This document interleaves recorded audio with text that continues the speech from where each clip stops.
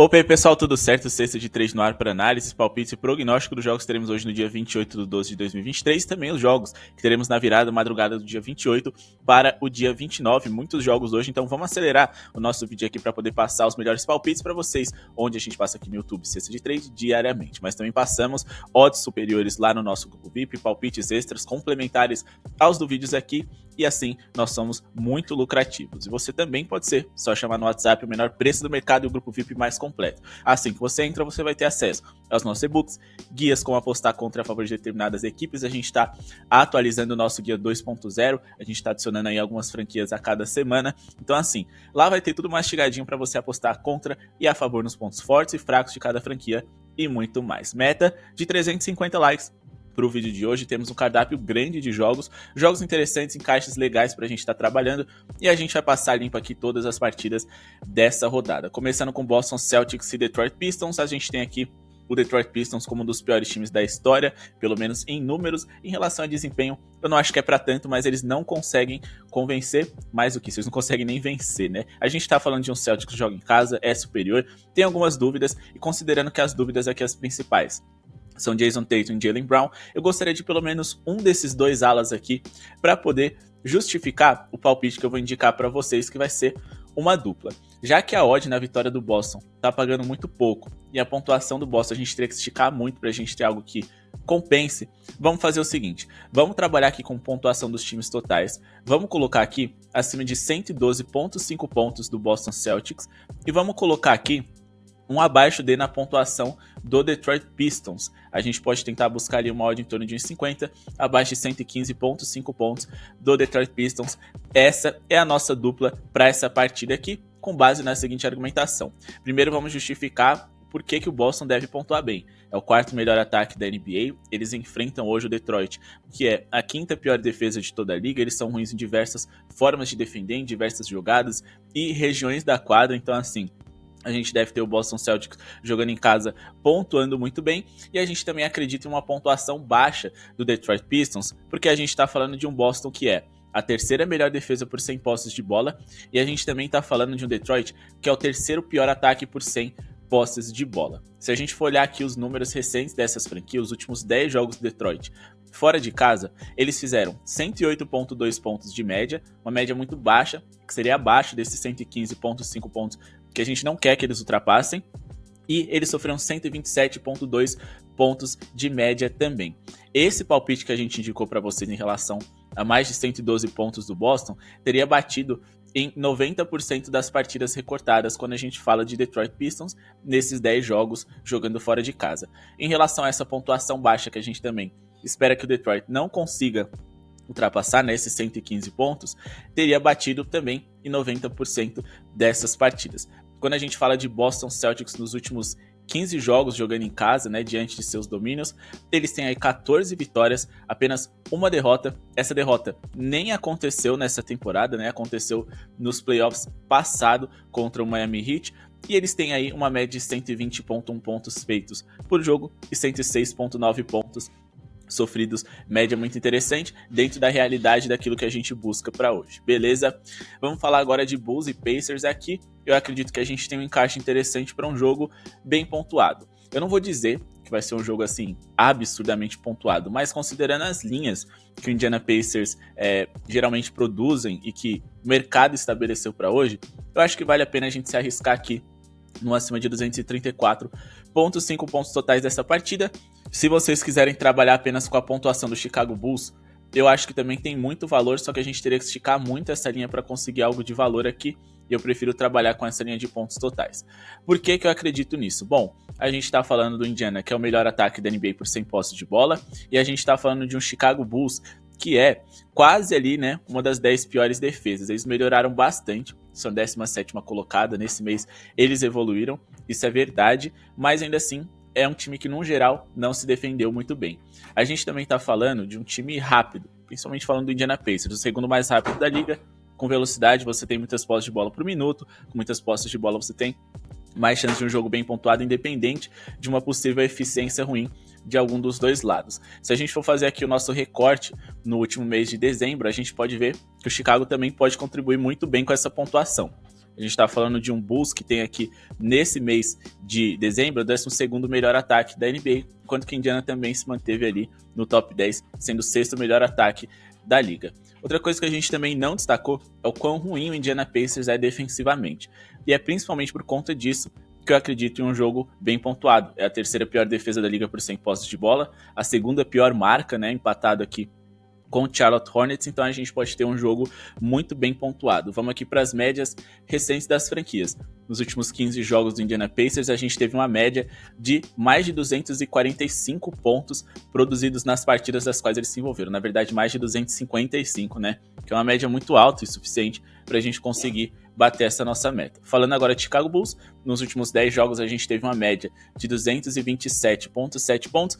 Não foi uma média tão agradável assim para aquilo que nós buscamos, mas a gente tem que levar em consideração que eles enfrentaram diversos times de ataque ruim. O San Antonio Spurs, que é um dos times menos eficientes, o Miami Heat, que em pontos por jogo é um time ali que melhor se defende do que ataca, também o Lakers, que melhor se defende do que ataca, o San Antonio Spurs mais uma vez, e o Cleveland ali bem desfalcado, um time que também não pontua em grande volume, então isso também justifica a boa defesa do Chicago recente, que eu acho que é muito mais relacionado a quem eles enfrentaram do que de fato ser uma defesa de elite. Beleza? Então, a gente acredita em um jogo bem pontuado, os jogadores principais ali à disposição hoje dos Bulls é o DeRozan, Andre Drummond, a gente tem também ali o Kobe White que infiltra muito bem, jogadores que pontuam na média e curta distância. A gente precisa destacar o fato de que o Indiana é o time que mais sofre pontos no paint em toda a NBA, e o grande ponto fraco do Chicago Bulls é na hora de defender o perímetro. E quando a gente fala de bolas triplas, a gente está falando aqui de um tipo de arremesso que é carro-chefe do Indiana Pacers. Então, onde um time se defende pior, o outro ataca bem.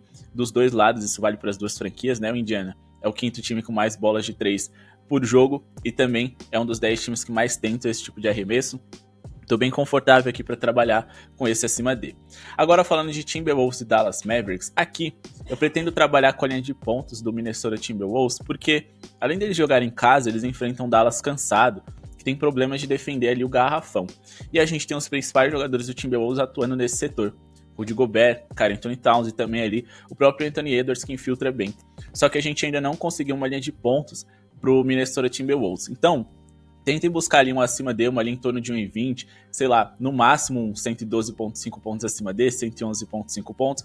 Dá para trabalhar e fazer combinadas com outras partidas. A partida que a gente gostaria de combinar essa pontuação deles é o jogo entre New Orleans Pelicans e Utah Jazz. Então a gente vai fazer o seguinte, a nossa indicação vai ser ali, né, na linha de pontuação do New Orleans Pelicans e a linha de pontuação ali da equipe do Minnesota Timberwolves, né? Tentando pegar aqui só de acima de 111,5 pontos dos Pelicans e misturar ali com o odd pagando um pouquinho mais de 1,20 do Minnesota pra gente fechar uma linha de 1,50, beleza? Assim que o mercado abrir, a gente coloca nos comentários aqui qual vai ser o palpite final.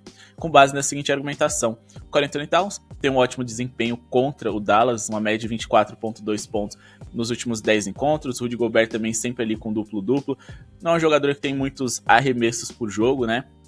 Mas é um jogador que pode produzir bem, porque a gente está falando de um Dallas, que é um dos 10 times que mais sofre pontos para pivôs na liga, e um dos 10 times que mais sofrem pontos para ala pivôs. Então o Karl-Anthony Towns e o Gobert podem ajudar a puxar essa linha para cima.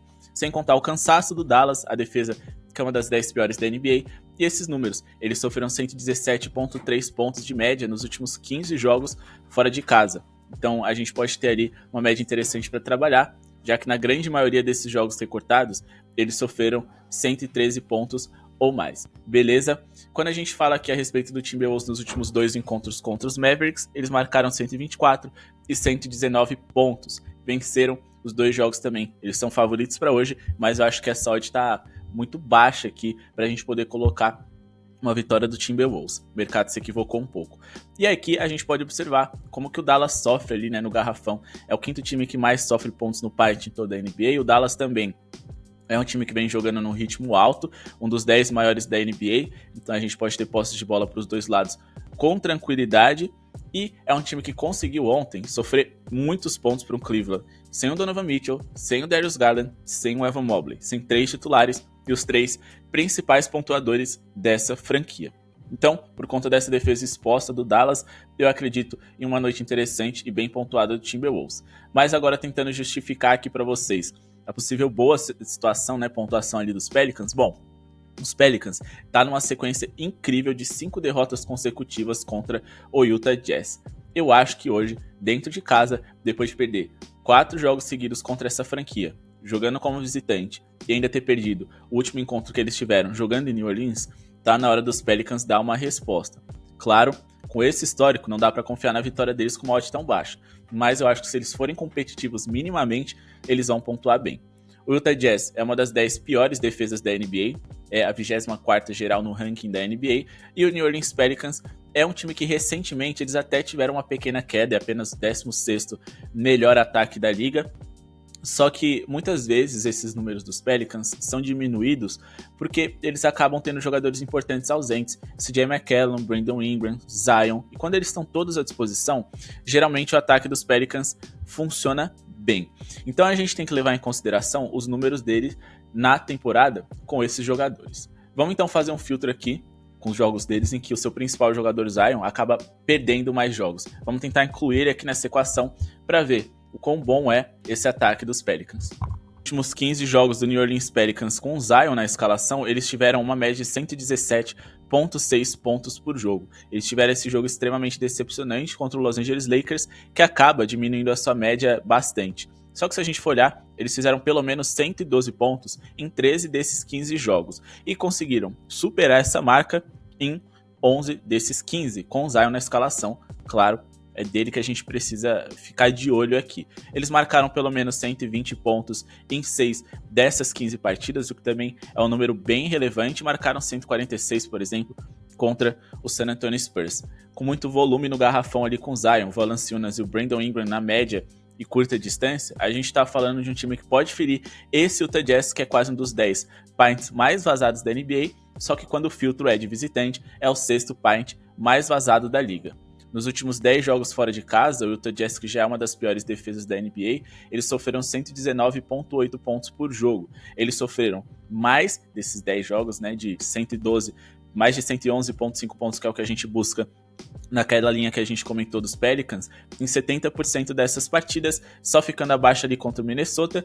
E o Memphis, a gente precisa lembrar, o Memphis ainda sem o Ja Morant aqui, era um time péssimo ofensivamente, não à toa o histórico geral deles na temporada é do 2º pior ataque da liga. Então acho que os Pelicans conseguem pontuar bem hoje, desde que, claro, eles estejam saudáveis, são favoritos. Eu até acho que duplar ali a pontuação boa deles com a vitória possa ser interessante, mas eu ainda acho que quem sabe trabalhar ali em quartos, em tempos, tenha mais valor. Por exemplo, Pelicans para vencer o primeiro tempo, ou Pelicans para pontuar bem no primeiro tempo, já que o Jazz é um dos 10 times que mais sofrem pontos no primeiro tempo e nos 2 primeiros quartos em toda a NBA. Agora vamos falar aqui de Denver Nuggets e Memphis Grizzlies. Temos aqui o Nuggets sem o Aaron Gordon, que está de fora por tempo indefinido. Ele foi atacado por um cachorro, teve diversas lesões na mão e no rosto, então ele teve que fazer pontos, não joga hoje.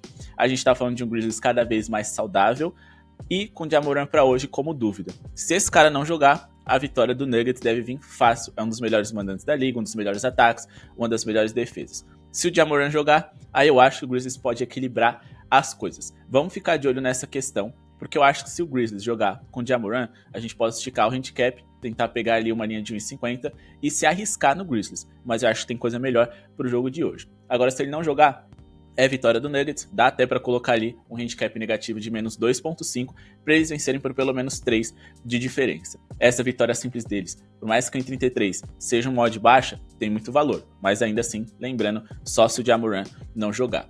E agora vamos finalizar aqui o nosso vídeo com os 3 jogos que acontecem na virada da madrugada: Warriors e Heat, Blazers e Spurs, Lakers e Hornets. Esse jogo aqui a gente precisa destacar, porque a gente vai fazer um vídeo com a nossa análise em cima de tocos, especial hoje para quem é membro do canal. Vai no ar hoje, a gente vai usar de exemplo esse jogo e um outro jogo que acontece nessa rodada para poder justificar as nossas tips. Então, 2 tips que a gente tem para o nosso grupo VIP vai estar disponível lá para os nossos membros. Clica no botão de Seja Membro, tem acesso a esses vídeos exclusivos. A gente vai mostrar qual é o nosso método para poder estar investindo em bloqueios, que é sobre isso que a gente vai falar nesse jogo especificamente, qual é a nossa análise, quais números a gente leva em consideração e como a gente vem sendo bem lucrativo com esse mercado. Mas vamos falar primeiro de Warriors e Heat, não sem antes pedir para você deixar o seu like se ainda não deixou, se inscrever no canal, E se você quiser ser membro VIP do nosso canal também, aproveitem pelo menor preço do mercado e o grupo VIP mais completo. Vocês não vão se arrepender, tem muito conteúdo lá que a gente faz, nós mesmos fazemos, né? Eu mesmo faço, né? A parte visual, parte do conteúdo em si, tudo sou eu que faço. Então, assim, é um trabalho de muito esforço que eu garanto para vocês. Esses R$40, além de vocês recuperarem rapidamente, vão parecer aí pouco de tanta coisa que a gente manda lá para vocês. Falando de Warriors e Heat, aqui é um jogo que eu acho que a gente tem uma boa oportunidade para trabalhar com over em pontos. A gente está falando de um Miami Heat que não é a mesma defesa de outros anos, e de um Warriors que venceu o Draymond Green, mais uma vez seu principal defensor, e o Gary Payton II, talvez o seu hoje principal defensor ali de perímetro, de mano a mano que eles têm na liga ali, pelo menos dos principais reservas, com certeza ele é o melhor. Então, assim, é um Warriors que pode estar um pouco mais exposto, e dentro dessa NBA atual que vem sendo muito bem pontuada, dá pra gente trabalhar com uma pontuação bem interessante aqui em um acima de. Então vamos colocar aqui um acima de 222,5 pontos totais para essa partida, sempre ali que der para você trabalhar entre 220 e 230, tem possibilidade de bater por conta do que se tornou a NBA hoje. E com esses dois times aqui eu fico ainda mais empolgado. A gente tá falando de duas defesas que não são grande coisa. A defesa dos Warriors é uma defesa ali de meio de tabela, 15ª, mas repito, sem o Draymond Green ela piora bastante. O Miami é apenas a 13ª melhor defesa, e se a gente for olhar o histórico dessas franquias mais recentes, a gente vê que o over faz sentido. Nos últimos 10 jogos dos Warriors, a gente teve em média 121,8 pontos feitos por eles e 118,8 pontos sofridos. Isso dá também uma média de mais de 240 pontos, né, nas partidas nas quais eles se envolveram. Quando a gente fala de Miami Heat, nos últimos 10 jogos a gente também tem números muito interessantes. É uma média de 225,6 pontos. É o suficiente para passar o que a gente busca para hoje, só que ela seria ainda melhor se eles tivessem enfrentado adversários overs. Eu não acho que isso aconteceu. Charlotte Hornets 2 vezes? Ok, é fácil você pontuar contra eles, mas eles são um dos piores ataques da liga. O Bulls tem uma defesa ruim, mas ofensivamente eles só são bons o suficiente nesse mês. Antes disso, eles não eram. O Minnesota e o Orlando, duas defesas de top 10. E a gente também tá falando de um Philadelphia 76ers, que jogou sem o Joel Embiid, seu principal pontuador, e de um Toronto e Cleveland, que melhor defendem do que atacam. O Cleveland, esse, bem desfalcado também de jogadores importantes naquele momento. Então, assim, eu acredito em um over por conta desses números, estatísticas, e porque eu acho que existe um encaixe legal entre as franquias. O Miami Heat tem muito volume por dentro, o Warriors tem uma formação baixa, defende mal o garrafão. A gente tem um Warriors que arremessa muito bem de 3 e um Miami Heat que defende mal o perímetro. Se a gente for aqui para a zona dos arremessos, a gente está falando de um Warriors que pode sofrer bastante, mesmo jogando aqui dentro de casa contra um adversário como o Miami Heat, porque Adebayo, Jimmy Butler e diversos outros jogadores de rotação gostam de pontuar na média e curta distância. Quando a gente fala do paint, que é o setor onde os principais jogadores do Miami Heat mais gostam de pontuar, o Warriors tem um pior aproveitamento na hora de defender arremessos nessa zona, e também é o time que mais permite arremessos tentados nesse setor, e também o time que mais sofre pontos. Eles também são dos times que mais permitem arremessos tentados no mid-range, dos 10 times que mais permitem arremessos desses lugares. Então, o Tyler Hero, Jimmy Butler, Adebayo, Kyle Lowry podem produzir dessa forma, já que é um ponto fraco dos seus rivais. Agora, falando ali do perímetro, basicamente, a gente tem ali o Miami Heat no left corner sofrendo um dos 10 maiores números de pontos por jogo da NBA, no corner direito ali sofrendo o terceiro maior número de pontos por jogo